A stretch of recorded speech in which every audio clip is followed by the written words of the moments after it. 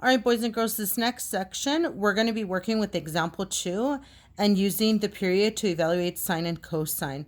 And this will help you for any numbers between 23 and 46. Not all of them, but only for the ones that are higher, I'm sorry, larger than an entire revolution, okay? So if they give you an angle, okay, but it's larger than an entire revolution, then we stick to this, and I'm going to show you, okay? So it's only for sine and cosine. So it's whatever the angle is plus 2 pi because it's larger than an entire revolution, okay? So just remember that, and that'll help you, okay? And I'll show you how to do that. So let's start with the first example. Okay, so the first example that I'm going to show you is cosine of 9 pi over 3.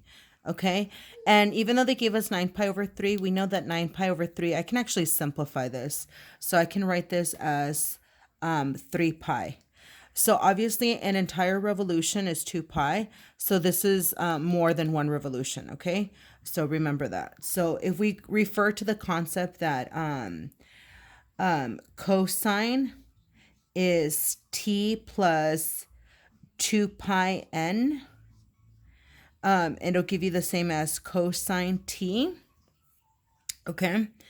Then if I compare this to this, then it's the same as saying cosine. And I'll show you what this is in a minute, plus 2 pi. And then how many times, well,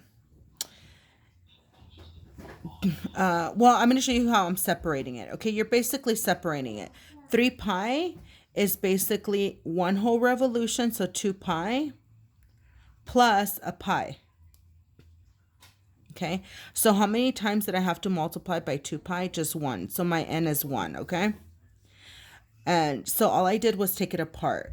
And I want to include 2 pi because it's a whole revolution plus a pi, okay?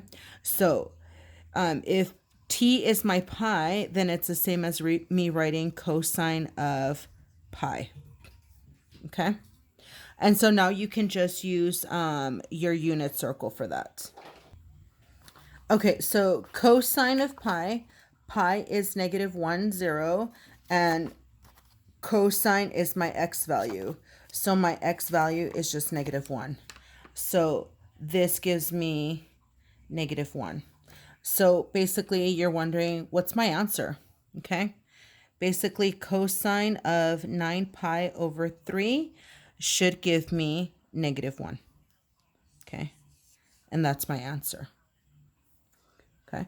Okay, if you didn't quite understand that, let me show you a different one. Okay, so let's do another one. Okay, the next example that I'm going to give you is B, which is evaluate sine of -11 pi over 2. Okay, so remember, keep this in mind, and you can find this in the textbook, by the way, okay? So because your radian is negative, we're moving clockwise, okay? But how many times did it go around?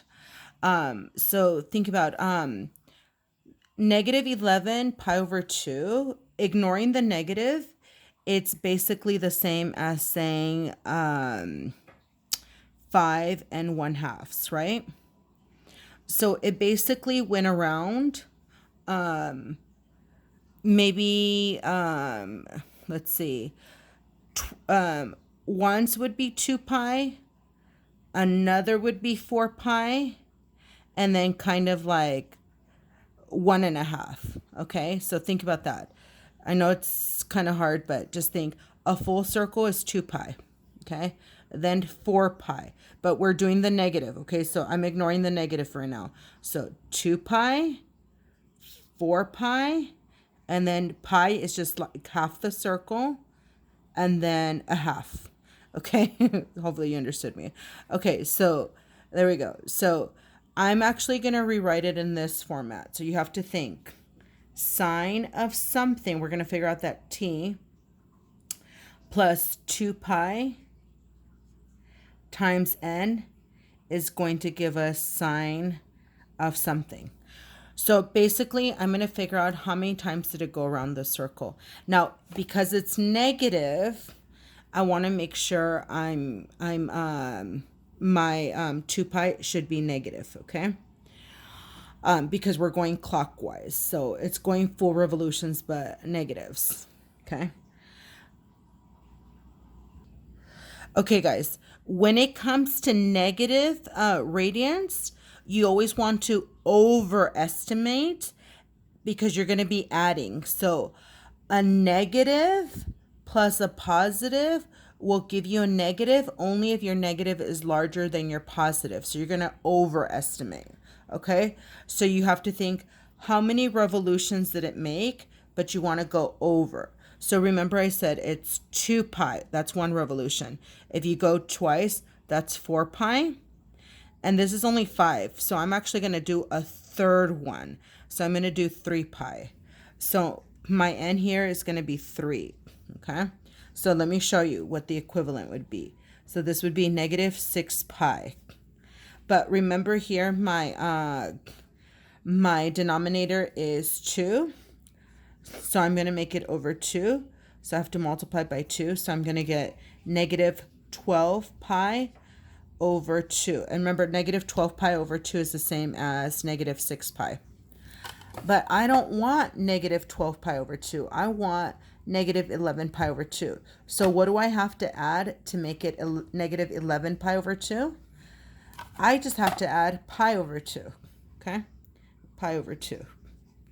Because if I add pi over 2, negative 12 pi plus pi, that'll just give me negative pi over 2. Okay, so I still went clockwise, but I overestimated, and then I just added pi over 2, and then I end up with negative 11 pi over 2. Okay, so when it comes to the negatives, overestimate because you're going to add, and then it's going to bring it down, but it's still going to keep your value negative. Okay. All right, so here we go. So remember, sine of t, our t is pi over 2.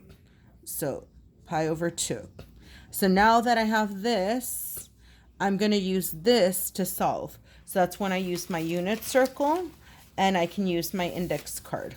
Okay, so sine is y, and so now I go to my circle, and sine of pi over 2, here's pi over 2, and my y is 1. All that just to get 1. So this is 1. So basically my answer would be, and I'm going to write it in purple, sine of negative 11 pi over 2 is simply 1, guys. Just 1. Okay. So it's similar what you've been doing. It's just that these numbers that they give you now are more revolutions. So you're not going to find negative 11 pi on negative 11 pi over 2 in your circle because you have to keep going. Okay. It's just, where does it stop? It'll stop at sine of pi over 2. Okay. So that's how you evaluate. All right, guys, you have enough to do your work. So let's get started.